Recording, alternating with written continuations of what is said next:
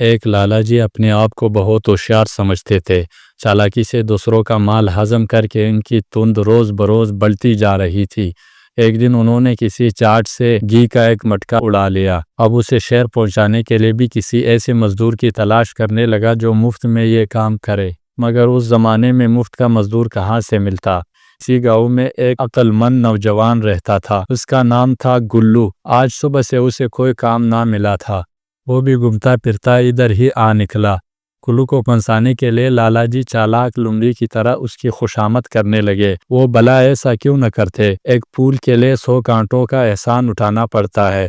بڑی نرمی سے بولے، گلو بھائی تمہاری تو بڑی لمبی عمر ہوگی، میں ابھی تمہیں یاد کر رہا تھا کہ تم آ گئے۔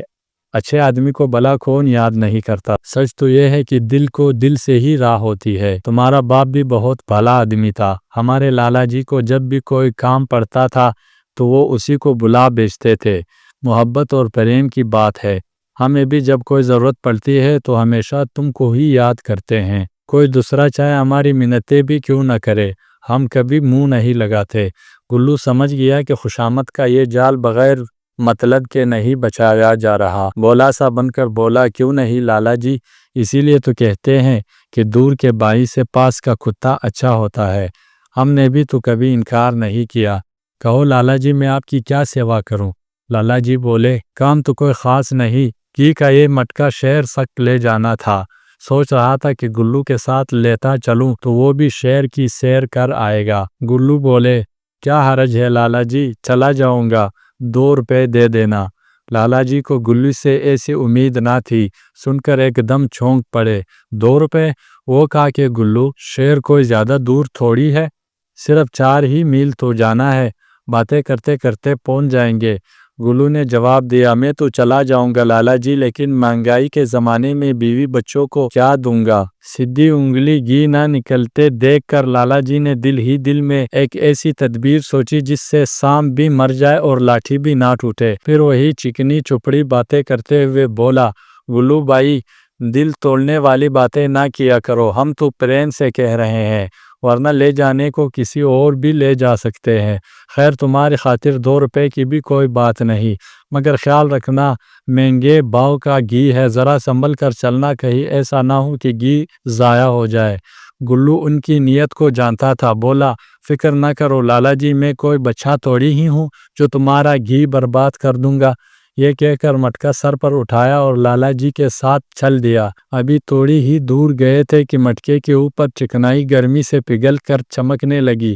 لالا جی کے دل میں بے ایمانی تو تھی ہی، کہنے لگے، گلو شاید گھی چھلک رہا ہے، ذرا سنبھل کر چلو۔ گلو بیچارہ تو پہلے ہی بہت سنبھل کر چل رہا تھا، اب اسے اور بھی چوکس ہو کر چلنے لگا، اور تھوڑی دور جا کر لالا جی نے پھر ٹھوکا اور مٹکے پر ہاتھ پھیر کر چکنائی دکھاتے ہوئے کہنے لگے، دیکھ لو گلو، تمہاری لاپرواہی سے کتنا گھی برباد ہو گیا ہے، سوچ لو، پھر نہ کہنا۔ گلو کچھ نہ بولا اور چپ چاپ چلتا رہا۔ جیسے جیسے شہر کے قریب پہنچتے گئے لالا جی اور بھی زیادہ روک جماتے گئے۔ اب کہ وہ بولے، سوچا تھا گلو بڑا عقل مند آدمی ہے، لیکن گلو تم نے تو سارا گھی کا ستیہ ناش کر دیا ہے، تمہارے جیسے اور 2-4 مزدوروں سے پالا پڑ جائے تو ہمارا تو 2 دن ہی دیوالا نکل جائے۔ گلو کو غصہ تو پہلے بہت آیا تھا لیکن ضبط کر گیا۔ ٹھیک اسی دکان پر پہنچ کر جہاں کا مٹکا اتروانا تھا، لالا جی شیر کی طرح گرجے، پتہ نہیں کہاں سے آ جاتے ہیں یہ عقل کے دشمن، دوسروں کے مال کو تو کچھ پرواہ ہی نہیں کرتے،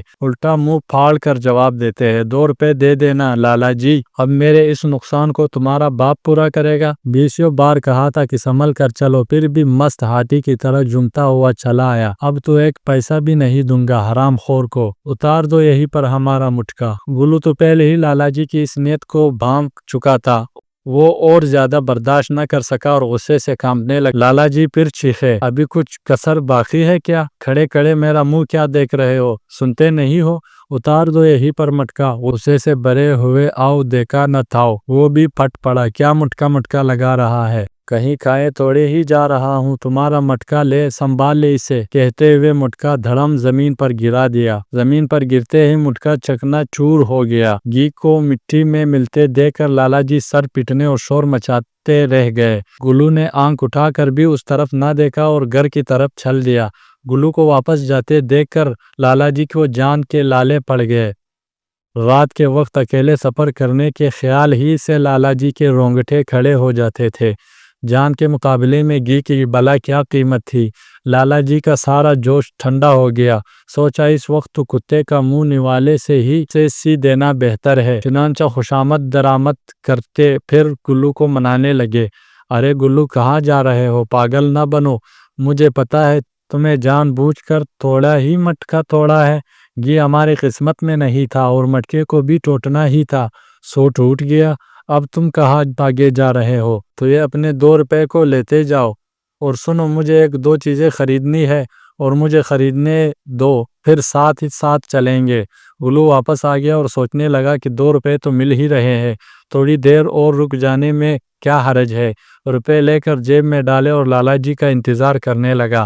لالا جی نے پہلے تو ایک دکان سے لال شربت کی 1 بوتل خریدی، پھر حلوائی کی دکان سے مٹھائی کا 1 ڈبہ لیا اور اس کے بعد کچھ اور سامان خرید کر واپس آ گئے اور گلو سے کہنے لگے، دیکھ لو، اس ڈبے میں تو سانپ اور بچھو ہے اور اس بوتل میں لال لال زہر ہے۔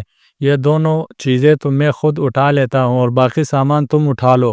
گلو لالا جی کی سب چالاکی سمجھتا تھا، پھر بھی اسے چھڑانے کے لیے کہنے لگا، لالا جی، نقصان تو آپ کا ضرور ہو گیا، مجھے بھی اس کا بہت افسوس ہے، لیکن اب یہ زہر پی کر مرنے سے کیا فائدہ؟ اگر مرنا ہی تھا تو ایک چھوٹی سی زہر کی شیشی ہی کافی تھی، اتنی بڑی بوتل سے کیا سبھی گھر والوں کو زہر دے کر سانپوں اور بچھو سے کٹواؤ گے؟ لالا جی بڑی سنجیدگی سے بولے، نہیں گلو، یہ چیزیں تو اپنے حکیم رام کشور نے منگوائی ہے، کوئی دوا وغیرہ بنانی ہوگی، ہمیں اس سے کیا مطلب؟ تمہارے بھلے کے لیے کیا کہہ رہا تھا کہ کہیں غلطی سے چھو نہ لینا۔ کہنے کو تو گلو بہت اچھا کہہ کر چپ ہو رہا تھا، مگر مٹھائی کا خیال ہی سے بار بار اس کی منہ میں پانی آ رہا تھا، اس لیے وہ اس ڈبے اور بوتل کو اڑانے کی ترکیبیں سوچنے لگا۔ ادھر ادھر کی باتیں کرتے کرتے جب وہ اپنے گاؤں کے قریب پہنچے تو کافی اندھیرا ہو چکا تھا۔ لالا جی کو پاخانے کی حاجت محسوس ہوئی، سوچا گھر پھر واپس آنا پڑے گا، کیوں نہ ابھی ہو آؤں۔ لالا جی اپنے آپ سے جھوٹ موٹ کہنے لگے، حکیم صاحب کی سودے کی سردردی بھی میں نے خواہ مخواہ مول لی ہے۔ بوتل کا منہ تو خیر بند ہے، لیکن ڈبے میں بند سانپوں اور بچھو نے بڑا بچ بچا کر چل رہا ہوں کہ کہیں کاٹ نہ کھائے۔ پھر گلو سے کہنے لگے، گلو، میں ذرا پخانے ہو آؤں، تم حکیم صاحب کی ان چیزوں کا بھی دھیان رکھنا۔ گلو تو پہلے ہی موقع کی تلاش میں تھا، دل ہی دل میں بہت خوش ہوا، لیکن اپنا بھولا پن ظاہر کرنے کے لیے کہنے لگا، لالا جی غریب آدمی کو کیوں موت کے منہ میں دیتے ہیں، انہیں اپنے ساتھ ہی لیتے جاؤ، مجھے ان سے بہت ڈر لگتا ہے۔ لالا جی کو یقین ہو گیا کہ گلو واقعی اس باتوں میں آ گیا ہے اور ڈبے اور بوتل سے ڈر رہا ہے۔ لالا جی بڑی بے فکری سے دور ایک جھاڑی کی اوٹ میں جا کر بیٹھ گئے۔ گلو نے موقع سے فائدہ اٹھا کر پہلے تو کچھ ٹیڑھی میڑھی لکیریں ڈبے سے لے کر ایک جھاڑی تک کھینچ دی اور پھر ڈبہ کھول کر مٹھائی چٹ کر گیا۔ اس کے بعد وہ ڈبے سے تھوڑے دور جا کر کھڑا ہو گیا اور چلا چلا کر لالا جی کو پکارنے لگا، لالا جی جلدی آؤ، حکیم صاحب کا ڈبہ حرکت میں آنے لگا ہے، مجھے ڈر لگ رہا ہے، ذرا بھاگ کر آ جاؤ نا۔ لو، اس کا تو ڈھکنا بھی کھل گیا، لالا جی بھاگ کر آؤ، یہ سانپ مجھے کاٹ کھائیں گے۔ لالا جی دھوتی سنبھالتے ہوئے بھاگے، آ کر دیکھا تو ڈبہ خالی پڑا تھا۔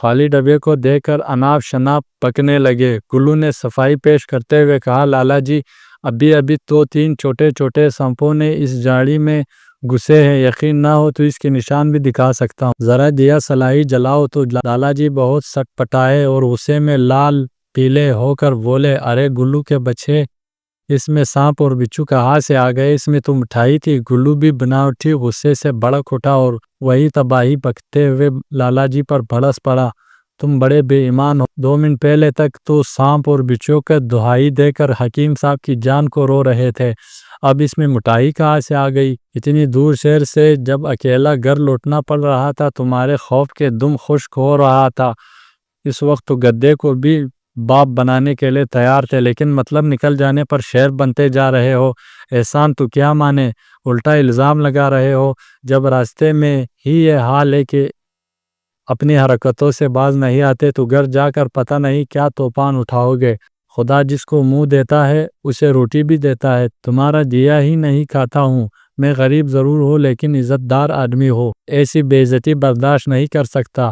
آپ نے سمجھ کیا رکھا ہے؟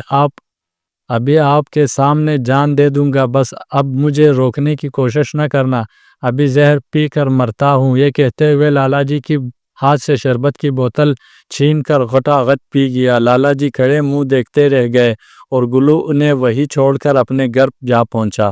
دوستو، اگر کہانی پسند آئی ہو تو کمنٹس میں اپنی رائے کا اظہار ضرور کیجیے گا۔ ہمارے چینل کو سبسکرائب کر دیجیے گا۔ ویڈیو دیکھنے کا بہت بہت شکریہ۔